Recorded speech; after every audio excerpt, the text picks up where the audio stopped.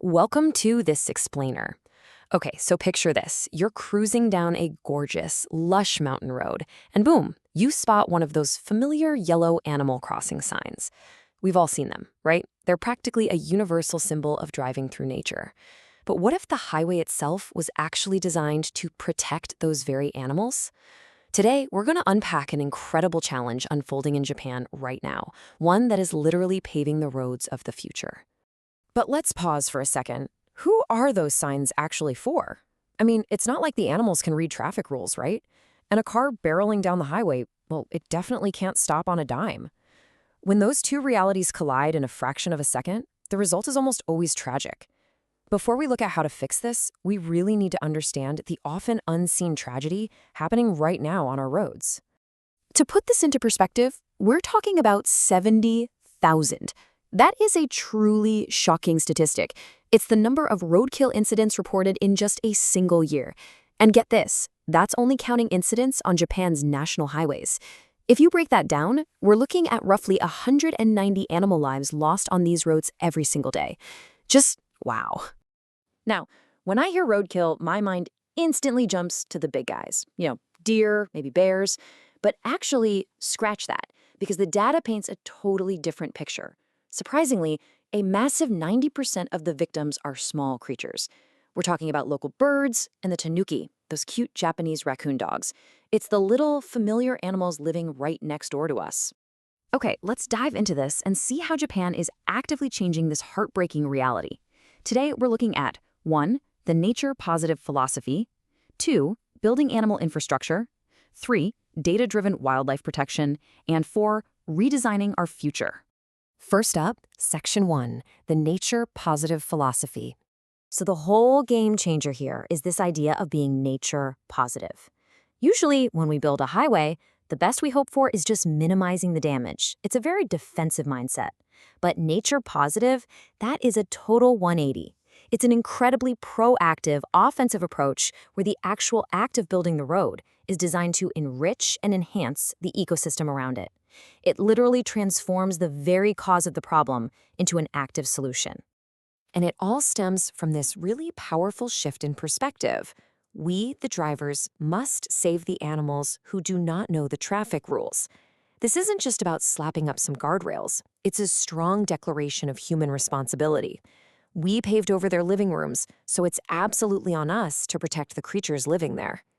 Let's move to Section 2, building animal infrastructure, and see how this actually builds out in the real world. The answer is by literally turning the roads into allies for the animals. First up, they're using box culverts. To you and me, these just look like boring drainage tunnels under the asphalt. But to wildlife, they're safe underground lifelines connecting separated forests. And they don't just dig a hole, they strategically place little shelters inside so smaller animals can hide from predators while they cross. How cool is that? Then you have animal pathways, basically aerial highways built way up high for tree-dwelling guys, like squirrels. But the absolute peak of this engineering is step 3, junction forests. They've literally planted massive, complete ecosystems right on top of concrete highway junctions. It takes a dead block of cement and transforms it into a thriving oasis, reconnecting ecosystems the city had torn apart. It's just brilliant engineering. However, upgrading the hardware, the concrete, the tunnels, the bridges, that's only half the battle. To really make this work, you have to pair that hardware with software. And by software, I mean digital data, smart sensors, and fundamentally reprogramming the awareness of the drivers themselves. Which brings us to Section 3, data-driven wildlife protection. And this brilliantly illustrates how tech can step in. In the past, we just put up a static warning sign. But let's face it, animals don't stand in the exact same spot 24/7. So they're using an active digital ecosystem. Roadside sensors now instantly detect when an animal is nearby and flash real-time alerts to approaching drivers. If the car still doesn't slow down, the system actually blasts a deterrent sound to scare the animal back into the woods, preventing the accident at the absolute last second. On top of that, by partnering with insurance companies and analyzing heaps of dashcam data, they can predict exact danger zones. This means your car's GPS can actually warn you, hey, approaching rare bird habitat, ease up on the gas, long before you'd ever see the animal. Now, what's really interesting here is why this localized tracking is so essential. Take Okinawa. The endangered Yanbaru quina bird is in the most danger specifically on May mornings. But jump over to Amami, and it's the local rabbits and rats that are at risk, and that happens during October mornings and nights. Up in Hokkaido, the threat period for bears and deer varies entirely throughout the year. What this data is screaming at us is that one-size-fits-all warnings are completely, utterly useless. A generic animal sign slapped up everywhere across the country simply doesn't cut it for such incredibly diverse ecosystems. True conservation requires precision. We need localized data customized to the specific animal, the exact location, and the precise time of day. Finally, Section 4, Redesigning Our Future.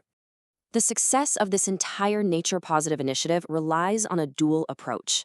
On one hand, yes, we absolutely must build the physical infrastructure, the underground tunnels, the rooftop forests, to give nature safe passage. But on the other hand, we have to build informational infrastructure. By using data to warn drivers at the exact right moment, we are essentially building pathways of empathy and awareness directly into the minds of the people behind the wheel. We literally need both for true coexistence. Which leaves us with a really fascinating thought to take away. Highways are arguably some of the most rigid, unnatural, concrete structures humanity has ever created. If we can fundamentally flip the script on our roads so they actually enrich nature and foster coexistence, well, look around at the rest of our modern lives. What else in our society, in our cities, and in our daily routines could we redesign for a better nature-positive future? Thanks so much for joining me on this explainer. I really hope this sparks some amazing ideas for you.